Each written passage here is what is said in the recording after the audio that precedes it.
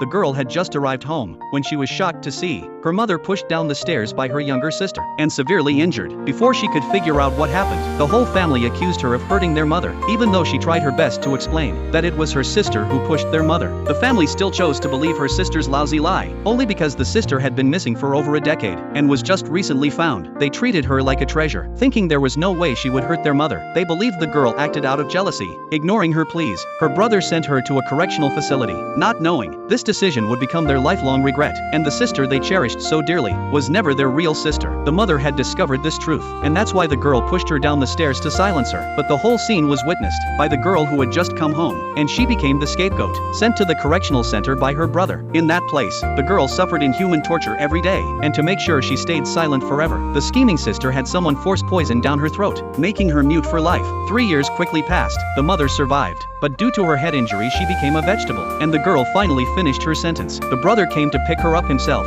thinking she would be as warm as before, but the girl walked past him coldly. He angrily grabbed her, and when she still didn't speak, he furiously threw her to the ground, not knowing she wasn't unwilling to speak. She simply couldn't. She had already been poisoned into silence. The brother left her there, got into the car without looking back. Then it started pouring rain. As if the heavens were crying for the girl, she walked home drenched, but in the huge house, only a maid came out to greet her. Then the scheming sister heard the noise, and walked out pretending to be concerned, but she didn't come to welcome the girl. Instead, she took the chance to fake being pushed. The father quickly helped her up, and scolded the girl harshly. The eldest sister even shouted that the girl should have stayed locked up forever. No one gave the girl a chance to explain. They helped the fake sister back inside, thinking this would be the end of it. But the scheming sister didn't stop there. She went to the girl's room to provoke her, and revealed how she had bribed people at the correctional center, and how she was the one who pushed their mother. The girl was finally clear that all her and her mother's suffering was because of this woman. She angrily used sign language to ask why she was so cruel. But then the scheming sister heard the brother's footsteps, and once again acted like she was being bullied. The brother rushed in, and slapped the girl hard. He was about to force her to kneel and apologize, when he suddenly got a call from the hospital, telling him their mother was about to wake up. The family rushed to the hospital. The doctor told them